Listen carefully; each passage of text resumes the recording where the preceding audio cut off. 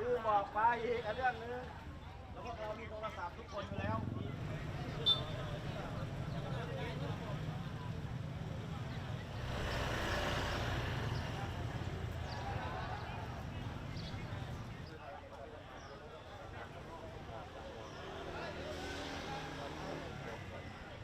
แม่เขาเสียเราต้องไปทำบุญแม่เราส่งเขาในวันสุดท้ายมาก็แบบเพี้ยนเนี่ยครับ แต่ว่าตอนเช้ามาไม่ค่อยมีคนแต่ก็คนจะมาเพิ่มเรื่อยๆครับแต่เขาแค่บอกว่าเขาจะปิดด่านเขาไม่ให้ออกอย่างนี้เขาต้องรู้ฟังบนสั่งการมาก่อนอย่างเนี้ย